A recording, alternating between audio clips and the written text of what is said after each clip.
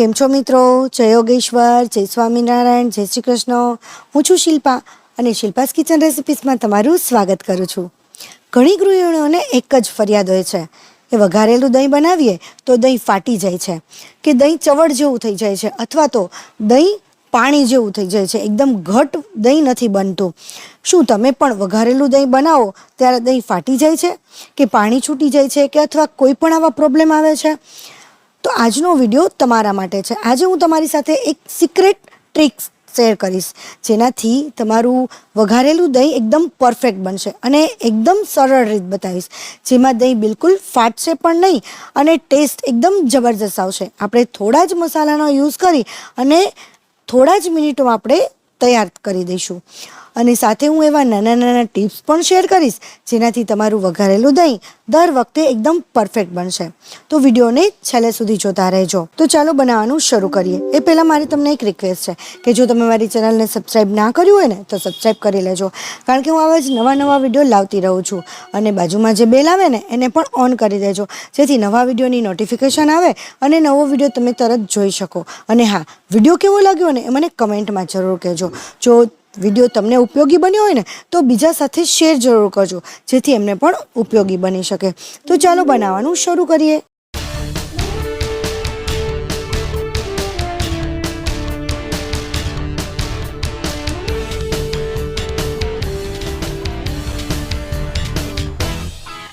પહેલાં તો હું તમને અહીંયા મારું દહીં બતાવી દઉં કે દહીં વઘારેલું બનાવવા માટે આ રીતનું જો એકદમ મસ્ત થિકનેસવાળું દહીં હશે ને તો એનાથી વઘારેલું દહીં બહુ જ મસ્ત બનશે અને ટેસ્ટ પણ બહુ જ સરસ આવે છે.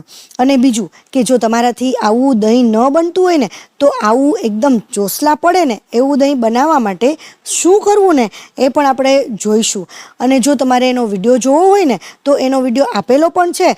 અને જો તમારા બધાની વધારે કમેન્ટ હશે ને કે આવું દહીં કઈ રીતે બનાવવું તો મને કમેન્ટ જરૂર કરજો, તો હું એનો ફરીથી પણ વિડીયો બનાવી દઈશ તમને. અહીંયા જુઓ, મારું દહીં છે ને ચપ્પુથી કાપીને તો ચોસલા પડે છે એવું દહીં છે. તો આવું દહીં બનાવવા માટે શું કરવું ને એ આપણે જોવાનું છે. તો હવે તો દહીં વઘારવા માટે આવું સરસ દહીં હોય ને તો દહીં તો વઘારેલું બહુ જ મસ્ત લાગે છે. અને આના માટે આપણે શું કરવાનું છે ખબર છે કે દહીં આપણે જો તમારે ઘરનું આવું દહીં ન હોય ને તો બહારથી આવું દહીં લઈ આવવાનું. પરંતુ આપણને પ્રશ્ન તો એ આવે છે કે દહીં ચવડ જેવું કેમ થઈ જાય છે અને દહીં ફાટી કેમ જાય છે. તો વિડીયોમાં આપણે આગળ એ પણ જોઈશું. તો આ દહીં વઘારેલું બનાવવા માટે મેં બેઝિક મસાલા જ લીધા છે. અહીંયા 5 થી 6 લીલા મરચાં લીધા છે, ટમેટાં લીધા છે, 10 થી 12 લસણની કળી અને 2 નાની સાઈઝની ડુંગળી લીધી છે. હવે આ ડુંગળીને છે ને આપણે એકદમ ઝીણી પતલી એવી કટ કરવાની છે. જો આ રીતે તમારાથી ચપ્પુથી એકદમ પતલી ન થતી હોય ને તો એક મસ્ત ટ્રીક બતાવું છું તમને.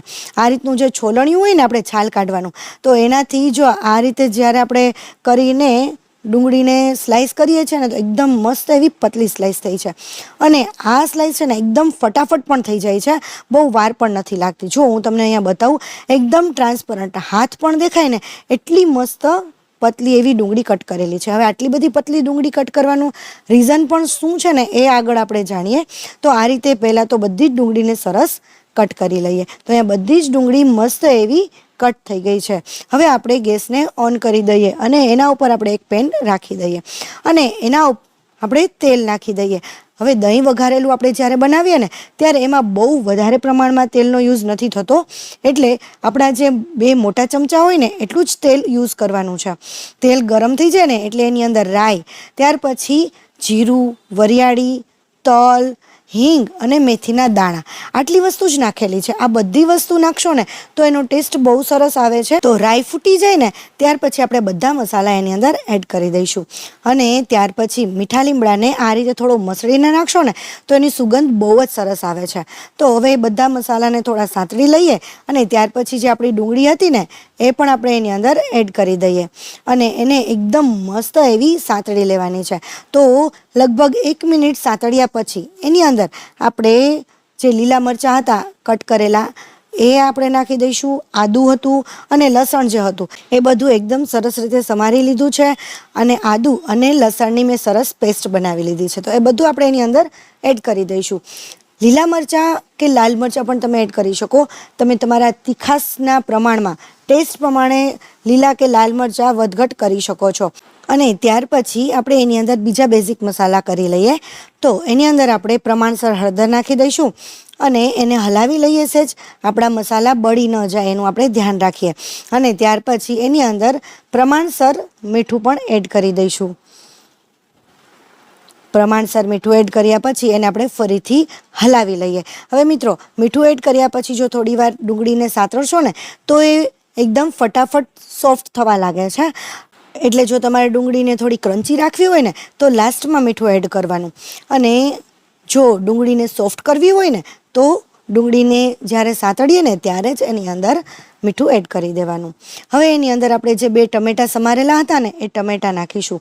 અને હવે જ એક સિક્રેટ ટિપ્સ આવે છે કે જે હું તમને બતાવવાની છું. અને આનાથી દહીં જે વઘારેલું છે ને એ બહુ જ ટેસ્ટ તો બનશે જ, પણ પરફેક્ટ બનશે, ક્યારેય પણ ફેલ નહીં જાય. તો આની અંદર આપણે પ્રમાણસર લાલ મરચું પાવડર એડ કરી દઈએ. એને થોડીક વાર હલાવ્યા પછી અહીંયા જુઓ, મેં દહીંનું પાણી લીધું છે. ખાલી આખું દહીં નથી નાખતી, પરંતુ જે દહીંમાં પાણી હોય ને એ પાણીનો જ ભાગ લીધો છે. અને જે ઘાટું દહીં કે જે ચોસલા પડે એવું દહીં હોય ને એ આપણે સાઈડમાં કાઢી લઈશું અને જે પાણી હોય ને એ ઉમેરીશું. અને આ રીતે ઉમેરી અને આપણે જે ટમેટાં છે ને એને એકદમ ચડવા દઈશું કે સોફ્ટ થાય ત્યાં સુધી એને પકવીશું. જો જરૂર લાગે તો વચ્ચે વચ્ચે હલાવતા જઈશું અને ફરીથી એની અંદર આપણે દહીંનું જે પાણી છે ને એ એડ કરતા જઈશું અને આવી રીતે ઢાંકી અને પકાવતા જઈશું. તો હવે આપણે ચેક કરી લઈએ કે આપણા ટમેટાં છે એકદમ સરસ સોફ્ટ થઈ ગયા છે કે નહીં. તો અહીંયા આપણા ટમેટાં એકદમ મસ્ત એવા સોફ્ટ થઈ ગયા છે. જો આ રીતના ટમેટાં સોફ્ટ થઈ જશે ને તો એની જે થોડી ઘણી ગ્રેવી બનશે ને એનાથી પણ આપણું જે વઘારેલું દહીં છે એ ઘટ બનશે. તો આ રીતે આપણા ટમેટાં છે એકદમ મસ્ત એવા સોફ્ટ થઈ ગયા છે. ઘણા લોકો વઘારેલા દહીંમાં ટમેટાં નાખવાનું પસંદ નથી કરતા હોતા. જો તમે ટમેટાં ન નાખતા હોય તો તમે સ્કીપ પણ કરી શકો છો, પરંતુ ટમેટાં નાખશો ને તો એનો ટેસ્ટ બહુ જ સરસ આવશે અને જે દહીં છે એ પણ એકદમ ઘટ એવું બનશે અને એનો દેખાવ પણ ખૂબ જ સરસ આવશે. તો આ રીતે ટમેટાં સોફ્ટ થઈ ગયા પછી મારે થોડું પાણી પણ હતું હજી વધારે અને જે દહીં હતું ને એ દહીં પણ એની અંદર એડ કરી દઉં છું. તો અહીંયા મારે મોટો એક વાટકો હતો ને એટલું દહીં હતું, તો એટલું મેં દહીં લીધું છે. એના પ્રમાણમાં જ બધા મસાલા કરેલા છે. તો આ રીતે તમે મસાલાના માપ પ્રમાણમાં, દહીંના માપ પ્રમાણમાં મીઠું અને બીજા મસાલા પહેલાં જ એડ કરી દેવાના. અને ત્યાર પછી હવે જ્યારે આપણે દહીં નાખી દઈએ ને ત્યારે ગેસની ફ્લેમ સાવ સ્લો જ કરી નાખવાની, અથવા તો તમે બંધ કરી દેશો ને તો પણ ચાલશે. ત્યાર પછી આપણે ધાણા જીરું પાવડર નાખી દઈએ અને થોડો એવો ગરમ મસાલો પાવડર નાખી દઈએ. ધાણા જીરું પાવડર 2 ચમચી નાખેલો છે. થોડો વધારે નાખીશું ને તો એનો ટેસ્ટ વધારે સારો આવશે. તો આ રીતે ધાણા જીરું પાવડર અને ગરમ મસાલો લાસ્ટમાં નાખીશું અને ગેસની ફ્લેમને બંધ જ કરી દઈશું. તો હવે આપણું આ જે દહીં છે ને એ તૈયાર છે. હવે મિત્રો, આમાં નાની નાની ટિપ્સ, કઈ ટિપ્સ જરૂરી છે ને એ હું તમને બતાવું છું.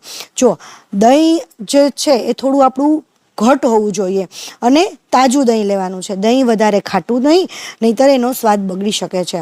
જો તમારું દહીં થોડું વધારે પતલું હોય ને તો એની અંદર અડધી ચમચી ચણાનો લોટ પણ તમે એડ કરી શકો છો, જેથી આપણું દહીં છે ને એ ફાટવાની શક્યતા ઓછી હોય છે.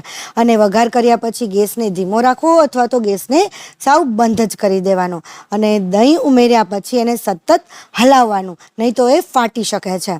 અને દહીં ઉમેર્યા પછી તેને ઉકાળવાનું નથી, હળવું ગરમ જ થવા દેવાનું છે અને તરત જ ઉતારી લઈ અને સર્વ કરવાનું છે. તો મિત્રો, તમને મારું આ વઘારેલું દહીં કેવું લાગ્યું ને એ મને કમેન્ટમાં જરૂર કહેજો.